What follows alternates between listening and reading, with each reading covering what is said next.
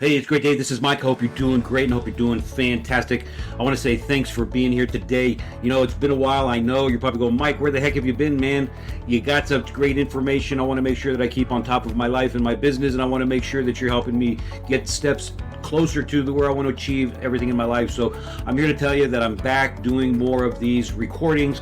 We've been pivoting, making some shifts in our business, and some great things, all good things. And so I want to make sure that we're back at doing these types of recordings for you as often as we possibly can. So today I want to talk about the 7 principles to help you achieve mental, spiritual, and physical freedom. Now, won't that be great?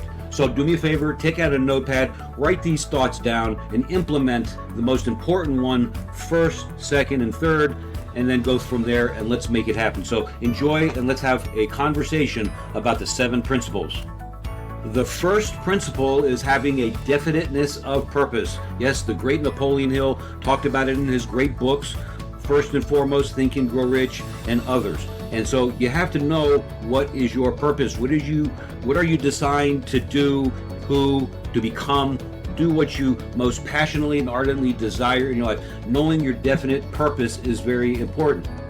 With your definiteness of purpose in place, decide on your purpose. You've made that decision, a grand aspiration, a monster goal, and move towards it, ladies and gentlemen, with ruthless abandonment, meaning that this is what you have been designed to do and that you will not abandon it in any way, shape, or form. Sure, you'll make some pivots and you'll make some changes and adjustments as you move towards that goal, but the foremost and most powerful thing is to know what your true purpose is and do not relinquish that in your mindset. Principle number 2 is mastery over self. Remember that discipline equals freedom. Habits, disciplines equal freedom. Ladies and gentlemen, keep in mind, if you're driven by impulse all of your life, not knowing specifically where you want to go, your purpose, where you're going to end up going, you'll end up going nowhere, simply like a drifter. Let's avoid that, and let's get that ardent understanding of discipline and habits down. Principle number 3 is learning from adversity. Listen, we're going to have them. I don't care what you say, I don't care what books you've read, what seminars you've attended, failures are going to occur. However, understanding that is failures are just failures. They do not identify who you are. They are just experiences that you've had. You are the same person. You just go out and you had some failures. Hey, that's okay. The key about failures is whether you learn from them or you let them stop you. Frankly, as you know, it's up to you.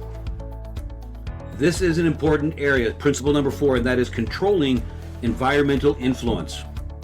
Who you spend time with matters.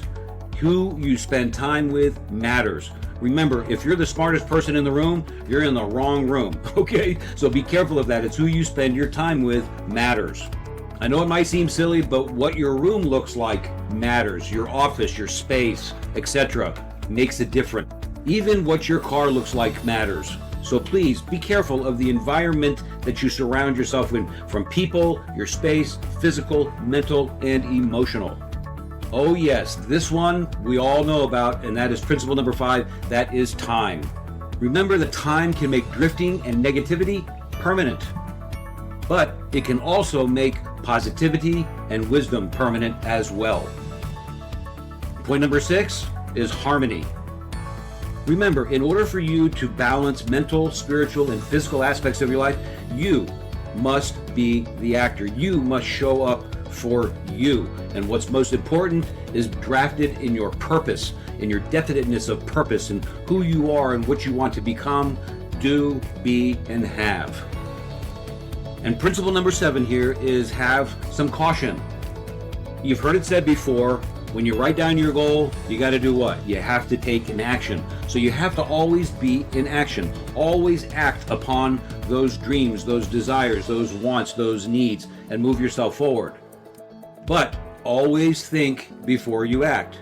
It's better to prepare yourself mentally, emotionally, and spiritually before you take an action. But don't overthink it. Just be thoughtful. And listen, I know when you're going to take those actions, you're going to have some setbacks, and guys, they will happen, and they happen to the very best of us. And the problem happens when you allow setbacks to turn into lasting indecisiveness.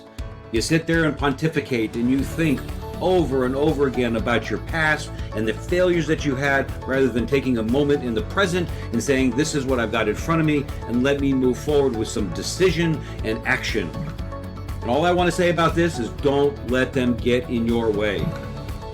It's you versus the devil. And the key here is, don't let the devil win. Realize that your life is far too important of a game for you to lose what easily is winnable. And interestingly enough, most people don't even realize that they're in a game. Do you? And if you do, are you playing, or are you spectating, sitting on the sideline, watching things happen while not making anything happen? The big question is, are you the star player, or are you sitting on the bench waiting to get called upon? So those are the 7 principles. Go back and review them. Go and prioritize what's most important on that list for you. Sure, they may all be important, but there's something that stands out predominantly for you. Take an action on it today, and then work your way through that list every single day, and rinse and repeat that process over and over again, and you will achieve the greatness that you so much desire in your life. I want to say thank you for your time. Now please pay this forward to your family, your friends, your colleagues, and yes, your clients. And I want you to go out there today and make it your best day ever. Thanks again for your time. This is Mike. We'll talk to you soon.